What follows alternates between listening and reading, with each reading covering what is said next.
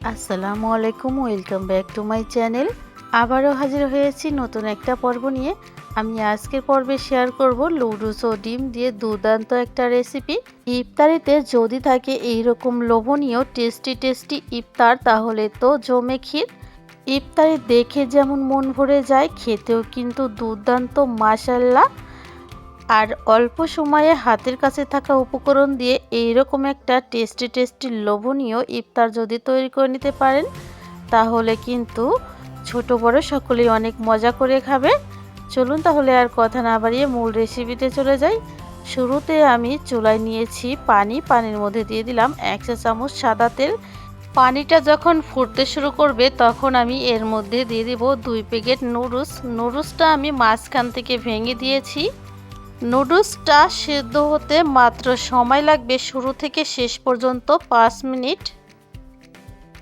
নুডলসের পানিটা 2 বার ফুটে উঠলেই তারপর নামিয়ে নিতে হবে। আর চালনিতে নুডলসটা নিয়ে নর্মাল পানি দিয়ে নুডলসটা ঠান্ডা করে নিতে হবে। নুডলসটা ঠান্ডা হয়ে গেলে এরপরে এই নুডলসটা নিয়ে নিতে হবে একটা মিক্সিং বলে। অবশ্যই নুডলসটা আমি আপনাদের দেখিয়ে দিচ্ছি ঠান্ডা হয়ে গেছে, আর সেই সাথে কিন্তু একেবারে ঝরঝরা। নুডলসটা যদি প্রয়োজনের তুলনায় বেশি সেদ্ধ হয়ে যায়, তাহলে কিন্তু ইফতারগুলো খেতে ভালো লাগবে না। পানি ঝরানো নুডলসটা আমি প্লেটে ছড়িয়ে নিয়েছি। এবার নুডলসের সাথে থাকা মশলাটা দিয়ে দিচ্ছি। সাথে দিয়ে দিচ্ছি 1 কাপ পেঁয়াজ কুচি। পেঁয়াজের পরিমাণ আপনারা চাইলে বাড়িয়ে কমিয়ে নিতে পারেন। সেই সাথে দিয়ে দিচ্ছি 6 থেকে 7টা কাঁচা লঙ্কা কুচি। ঝালটা যা যা স্বাদ মতো ব্যবহার করবেন। এবার আমি দিয়ে দিচ্ছি 1/2 কাপ বাঁধাকপি কুচি, 1/2 কাপ টমেটো কুচি। টমেটোটা আমি চপ করে কেটে নিয়েছি। সেই সাথে আমি দিয়ে দিচ্ছি এবার শুকনো মশলা। দিয়ে দিচ্ছি 1 চা চামচ লঙ্কা গুঁড়া, 1/2 চা চামচ ধনিয়া গুঁড়া, 1/4 চা চামচ হলুদ গুঁড়া। হলুদের পরিমাণ অবশ্যই কম ব্যবহার করতে হবে। সাথে দিয়ে দিচ্ছি 1 চা চামচ লবণ ও 2 প্যাকেট মিনি টমেটো সস। আপনারা চাইলে এখানে 2 চা চামচ টমেটো সস ব্যবহার করতে পারেন। টমেটো সসটা দেওয়া হয়ে গেলে এবার আমি নিয়ে নিচ্ছি ধনিয়া পাতা ও পেঁয়াজের বেরেস্তা। পেঁয়াজের বেরেস্তা টোটালি অপশনাল, হাতের কাছে থাকলে দিবেন, না থাকলে স্কিপ করবেন। এবার আমি দিয়ে দিচ্ছি নর্মাল তাপমাত্রায় থাকা 2টি ডিম। ডিমটা ফ্রিজে থাকলে অবশ্যই ব্যবহারের আধা ঘন্টা আগে বের করে নিতে হবে। এবার এখানে লাগবে 1/2 কাপ চাউলের গুঁড়া ও 1/2 কাপ বেসন। আপনারা চাইলে শুধুমাত্র চাউলের গুঁড়া কিংবা শুধুমাত্র বেসন দিয়েও এই রেসিপিটা তৈরি করতে পারেন। তবে 2টি উপকরণ মিশিয়ে দিলে কিন্তু ইফতারটা খেতে বেশি মজা লাগে। এবার আমি হালকা হাতে খুব ভালো করে নুডলসটা সমস্ত উপকরণের সাথে মিশিয়ে নেব।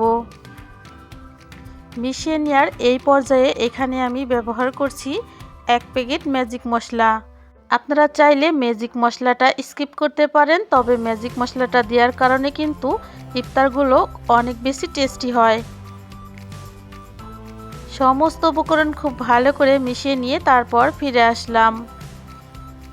এইবার আমি এইখান থেকে একটু করে উপকরণ হাতে নিয়ে নেব। আপনারা যে যেরকম ইফতারটা তৈরি করতে চান সেরকম শেপ দিয়ে নিতে পারেন।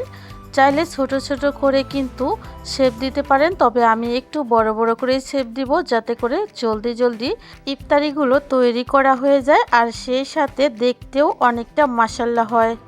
তো বন্ধুরা, দেখেই বুঝতে পারছেন, হাতে নিয়ে ঠিক এইভাবে প্রথমে চেপে চেপে দিতে হবে, তারপর নাস্তাগুলো শেপ দিয়ে নিতে হবে। অবশ্যই একটু হাতে চেপে চেপে দিতে হবে, এতে করে কিন্তু একটা আর একটার সাথে খুব ভালো করে লেগে যাবে। এদিকে চুলায় একটা কড়া বসিয়ে মাঝারি গরম করে এক এক করে ইফতারগুলোকে দিয়ে দিতে হবে। দেখেই বুঝতে পারছেন আমি কিভাবে দিয়ে দিচ্ছি, ঠিক সেম প্রসেসে আপনারাও দিয়ে নেবেন। প্রায় 1 মিনিট ভাজার পর একটা একটা করে এইভাবে উল্টে দিতে হবে। এখানে যেহেতু চাউলের গুঁড়া আর বেসন ব্যবহার করা হয়েছে, নাস্তাগুলো কিন্তু খুব ভালোভাবে একটা আর একটার সাথে আটকে যাবে, কোনোভাবেই ভেঙে যাওয়ার সম্ভাবনা নেই। ইফতারগুলোর মধ্যে চাউলের গুঁড়া ব্যবহার করার কারণে কিন্তু আমাদের এই ইফতারগুলো অনেক বেশি মশমশা ও ক্রিসপি হবে, আর দীর্ঘ সময় মশমশা থাকবে, আর খেতেও কিন্তু দুর্দান্ত লাগবে। 1 মিনিট পর পর এইভাবে উল্টে পাল্টে গোল্ডেন ব্রাউন কালার করে আমি ইফতারগুলো ভেজে নিব। তো বন্ধুরা, দেখতে দেখতে কিন্তু আমার ইফতারগুলো ভাজা হয়ে গেছে, দেখেই বুঝতে পারছেন। এবার আমি একটা চিপকির সাহায্যে এক এক করে তেল ঝরিয়ে তুলে নিচ্ছি। আর এক এক করে সেম প্রসেসে সবগুলো ইফতার তৈরি করে তারপর ফিরে আসলাম। দেখেই বুঝতে পারছেন ইফতারগুলো দেখতে কতটা লোভনীয় হয়েছে। দেখতে যেমন লোভনীয়, খেতেও কিন্তু খুবই মাশাআল্লাহ। এপিট ওপিট কিন্তু খুব ভালো করে ভাজা হয়েছে, কোনোটা কিন্তু পোড়া লাগেনি। তো বন্ধুরা, আমার রেসিপিটা কেমন লেগেছে কমেন্ট করে জানাতে কিন্তু ভুলবেন না। একবার হলেও রেসিপিটা ট্রাই করে তারপর কমেন্ট করে জানাবেন কেমন লেগেছে এই রেসিপিটা। পরবর্তীতে আরও কোনো রেসিপি পেতে হলে অবশ্যই কমেন্ট করে জানাতে হবে কী ধরনের রেসিপি আপনারা চান। তো ইফতারটার আওয়াজ শুনে বুঝতে পারছেন কতটা মচমচা ও ক্রিসপি হয়েছে। দীর্ঘ সময় কিন্তু এই ইফতারটা ক্রিসপি থাকবে। তো বন্ধুরা, এবার আমি একটা নাস্তা আপনাদের ভেঙে দেখাচ্ছি, ভিতরটা ঠিক কেমন হয়েছে দেখেই বুঝতে পারছেন নাস্তাটার ভিতরটা ঠিক কেমন হয়েছে। ভিতরটা দেখতে যেমন লোভনীয়, খেতেও কিন্তু খুবই মাশাআল্লাহ। এই রেসিপিটা এমনই একটা রেসিপি, নাস্তা বলুন, ব্রেকফাস্ট বলুন, কিংবা বিকালের আড্ডা কিংবা বাচ্চাদের টিফিন সব কিছুতেই পারফেক্ট। সেই সাথে রমজানের সন্ধ্যায় ইফতারিতেও কিন্তু একেবারে জমে ক্ষীর হবে। এইরকম একটা লোভনীয় সুস্বাদু ইফতার যদি আপনাদের সন্ধ্যার ইফতারিতে থাকে, একেবারে মাশাআল্লাহ। আজ এ পর্যন্তই, দেখা হবে পরবর্তী পর্বে। সেই পর্যন্ত ভালো থাকবেন, আমার জন্য দোয়া করবেন। আজ এখানে বিদায় নিচ্ছি। আল্লাহ হাফেজ। আসসালামু আলাইকুম।